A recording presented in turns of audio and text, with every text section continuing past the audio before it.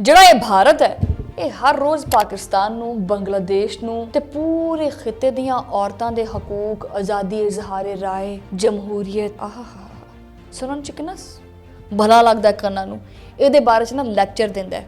ਲੇਕਿਨ ਜਦੋਂ ਇਹੀ ਸਵਾਲ ਇਹਦੇ ਘਰ ਦੇ ਅੰਦਰੋਂ ਉੱਠਣਾ ਸ਼ੁਰੂ ਹੁੰਦਾ ਹੈ ਨਾ ਤੇ ਫਿਰ ਭਾਰਤ ਦੇ ਵਿੱਚ ਸਾਰਾ ਦਾ ਸਾਰਾ ਨਿਜ਼ਾਮ ਜਿਹੜਾ ਨਾ ਉਹ ਇੱਕਦਮ ਖਾਮੋਸ਼ ਹੋ ਜਾਂਦਾ ਹੈ। ਇਹ ਜਿਹੜਾ ਵਾਕਿਆ ਪੇਸ਼ ਆਇਆ ਹੈ ਦਿੱਲੀ ਯੂਨੀਵਰਸਿਟੀ ਦੇ ਵਿੱਚ ਇੱਕ ਜਿਹੜੀ ਤਾਲਬੇ ਇਲਮ ਹੈ ਉਹਦਾ ਵੀਡੀਓ ਬੜਾ ਸਰਕੂਲੇਟ ਹੁੰਦਾ ਪਿਆ ਉਹਨੇ ਭਾਰਤ ਦੇ ਇਸ ਦੋਹਰੇ ਮਿਆਰ ਨੂੰ ਨੰਗਾ ਕਰ ਦਿੱਤਾ ਹੈ।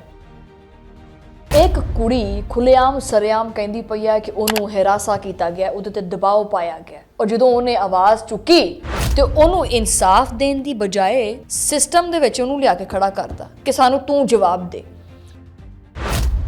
बिस्मिल्लाहिर्रहमानिर्रहीम अस्सलाम वालेकुम नाज़रीन तुसी देख रहे हो 360 डिजिटल पंजाबी और मैं हाँ तुहाडी मेज़बान शुमाइला नियाज़। तुहानू पता है कि जिहड़ा भारत है ना इनू हर दूजे दिन की मतलब हर रोज़ ना एक लैक्चर देने का बड़ा शौक है।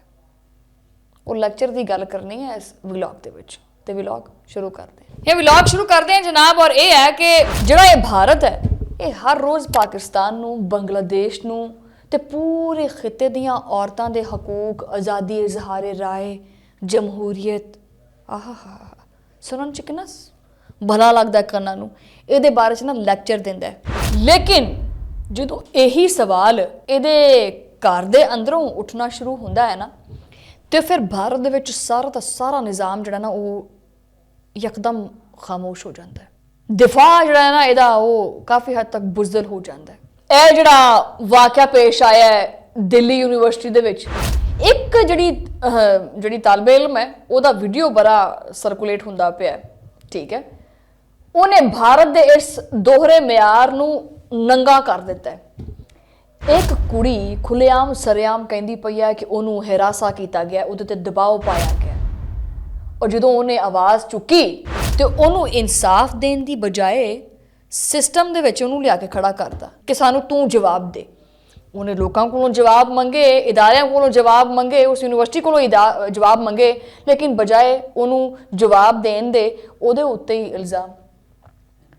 ਇਹ ਕੋਈ ਮਾਮੂਲੀ ਇਲਜ਼ਾਮ ਨਹੀਂ ਹੈ ਔਰ ਨਾ ਹੀ ਇਹ ਕੋਈ ਪਹਿਲੀ ਵੀਡੀਓ ਹੈ ਜਿਹੜੀ ਸਰਕੂਲੇਟ ਕਰਦੀ ਪਈ ਹੈ। ਇਹ ਸਿਰਫ ਇੱਕ ਤਾਲਬਾ ਦੀ ਚੀਖ ਹੈਗੀ ਹੈ ਜਿਹੜੀ ਪੂਰੇ ਤਾਲੀਮੀ ਸਮਾਜੀ ਤੇ ਰਿਆਸਤੀ ਢਾਂਚੇ ਦੇ ਉੱਤੇ ਇੱਕ ਫਰਦ ਜੁਰਮ ਆਇਦ ਕਰਦੀ ਪਈ ਹੈ ਜਿਹਦੇ ਵਿੱਚ ਤਾਕਤਵਰ ਹਮੇਸ਼ਾ ਮਹਿਫੂਜ਼ ਤੇ ਕਮਜ਼ੋਰ ਹਮੇਸ਼ਾ ਮਸ਼ਕੂਕ ਬਣਾ ਦਿੱਤਾ ਜਾਂਦਾ ਹੈ। ਪੂਰੇ ਰਿਆਸਤੀ ਢਾਂਚੇ ਦੇ ਉੱਤੇ ਫਰਦ ਜੁਰਮ ਹੈ ਜਿਹਦੇ ਵਿੱਚ ਤਾਕਤਵਰ ਹਮੇਸ਼ਾ ਮਹਿਫੂਜ਼ ਹੈ ਔਰ ਕਮਜ਼ੋਰ ਜਿਹੜਾ ਹੈ ਉਹ ਹਮੇਸ਼ਾ ਮਸ਼ਕੂਕ ਹੁੰਦਾ ਹੈ।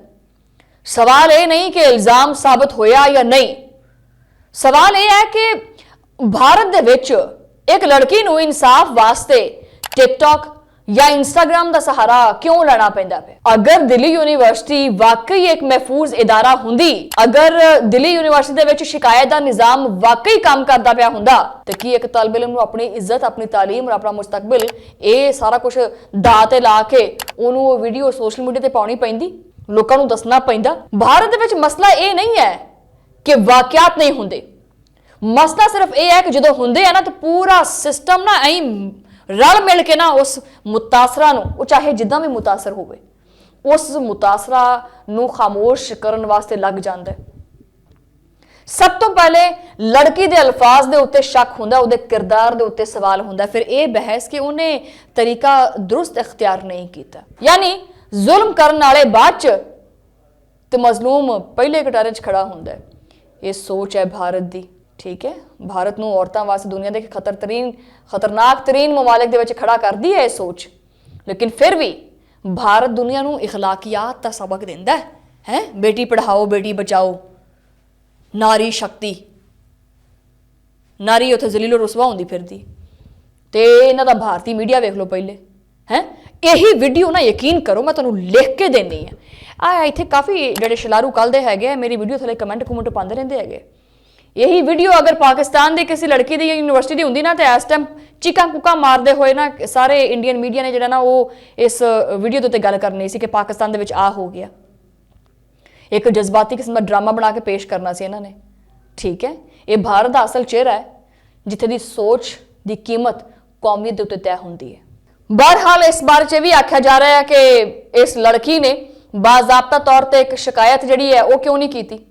यानी ये सवाल पूछने वालियां को जरा ये भी सोचना चाहिए है कि भारत ਜਿਹੜੇ इदारे ने कि वो वाकई फाल ने अपना काम सरअंजाम प्रॉपर तरीके नाल करते पे। उत्थे शिकायत करना मतलब ये है, लेकिन नहीं अगर कोई लड़की शिकायत करती है किसी यूनिवर्सिटी के बारे में कि उत्थे मेरे नाल यह चीज़ हो रही है तो पहले भारत में जिहड़ा ना उस लड़की के उत्ते ही शक करना शुरू कर देंगे हैं। तुसीं अगर पाकिस्तान का निज़ाम देखो ना तो पाकिस्तान साडा तो दीन ही खैर औरतों वास्ते बड़े तहफुजात जिहड़ा ना वो दिंदा है उन्होंने, और पाकिस्तान ने औरतों वास्ते बहुत सारे इकदाम किए हैं। अज भी एक औरत के कहण दे उत्ते शिकायत का अंदराज ऐदा हुंदा चुटकियां दे विच, लेकिन भारत दे विच ये जिहड़ी चीज़ है ना वो बिल्कुल नहीं हैगी। और अगर भारतीय मीडिया नूं वेखीए ना तो भारतीय मीडिया हमेशा इस तरह के जिहड़ा ना वो वीडियोज़ के उत्ते अपनी आवाज़ नहीं चुकदा। भारत दे विच अज भी एक लड़की नूं वो मुकाम हासिल नहीं हैगा जिहड़ा कि भारत वैसे अपनी किताबां दे विच अपनी हिस्टरी दे विच जिक्र करता है। दुनिया इन्नी मॉडर्नाइज हो चुकी है, उसके बावजूद औरत नूं वो मुकाम नहीं मिल सकिया भारत दे विच जिहड़ा मिलदा है या दीगर मुमालिक दे विच औरत की इज्जत और एहतराम होंदा है, वो भारत दे विच नहीं हैगा। और सब तो वड्डी गल ये कि अगर खवातीन जड़ियां ने किसी होर मजहब तो ने अगर हिंदू नहीं हैगियां तो उन्हां नाल मजीद बुरा सलूक किया जाता है, जिहदी मिसाल मैं तुहानूं एक व्लॉग दे विच दसी हुई है कि किस तरह वो नीतिश कुमार जिहड़ा नीतिश कुमार है कि किहड़ा है वैसे नीतिश कुमार जिहड़ा हैगा है उन्हें एक लड़की का जिहड़ा ना वो नकाब लाया। लेकिन जनाबे वाला असल जिहड़ी क्लास है ना वो तो हुण बनदी है, और ये बनदी है भारत की मुनाफकत दे उत्ते। एक पासे तो भारत बांग्लादेश दे विच हसीना वाजिद दे केस दे उत्ते इखलाकियत की गल करदा पिया और पाकिस्तान दे विच इंसानी हकूक दे उत्ते उंगलियां चुकदा पिया, तो दूजे पासे आपदे ही तालीमी इदारियां दे विच बैठे ताकतवर जिहड़े मर्द ने ना उन्हां दा एहतसाब नहीं करदा, उन्हां दा एहतसाब करन तो घबरांदा है। उसकी वजह यह है ना कि उहदे विच कोई एक बंदा मुलविस नहीं होंदा। यानी अगर किसी यूनिवर्सिटी दे विच कोई एक बंदा हैगा है जिहड़ा किसी तालिब इलम नूं हिरासा करदा पिया है, गल सिर्फ उहदे इकल्ले दी नहीं हैगी, पूरा का पूरा सिस्टम ही खराब है। यह जिहड़ी लड़की जिहदी ये वीडियो सर्कुलेट करती पई है, मैं इत्थे कहनी है कि वीडियो थोड़ी जी पा दिओ वैसे, कि जिहड़ी लड़की है अगर उहदी गल गौर नाल इस सुन लैन और इन्वेस्टिगेशन करन ते आपे ही दुध दा दुध ते पानी दा पानी हो जाना। ये वायरल वीडियो जिहड़ी है ना ये दरअसल भारत दे एक सिस्टम दा आईना है, एक सिस्टम दा शीशा है, लेकिन मसला यह है कि भारत ये शीशा वेखण की बजाय इनू तोड़न की आदत रखता है। सच पता है कि जो तक भारत अपने अंदर दे निज़ाम नू मजबूत नहीं करेगा ना ये कभी भी अगे नहीं वध सकता। ये वीडियो हम पूरी दुनिया ने देखी है, वैसे पता लग गया वैसे चट्टा कट्टा खुल गया तुहाडा कि तुहाडा अंदर का खाता कितना का खराब है। नाम निहाद जिहड़ा जमहूरीयत है ना वह सारा पोल खोलती है ये वीडियो, और नारी शक्ति का भी पोल खोलती है। ये तुसीं नारे लाने ना कि बड़ा नारी शक्ति है। गल बाबा जी सीधी जी ये है कि भारत दे विच कोई भी बंदा यानी खास करके अकलीतां महफूज नहीं हैगियां, या तो सिर्फ और सिर्फ टारगेट किया जाता है खवातीन नूं और अकलीतां नूं तां करके कि जी वो गैर मजहब तो ने। ये गल मैं हमेशा कोट करती हुंदी हां वाली कि जिहड़ा वो दो कौमी नज़रिया है ना वो एवें नहीं हैगा। दो कौमी नज़रिया बिल्कुल सही कहता है, साड़ी कभी भी सोच मिल नहीं सकती। ये बिल्कुल दो अलग अलग कौमां ने और ये हमेशा अलग अलग ही रहणगियां। से सानू इखलाकियत दा सबक पढ़ाउण तो पहले अपने गिरबान च झाक दो, उत्थे झाक भी उत्थे की हैगा। इत्थों मैं चाहनी हाँ तुहाडे कोलों इजाजत, तुहाडे नाल मुलाकात होएगी अगले वीलॉग दे विच। उदों लई अल्लाह ने के पान।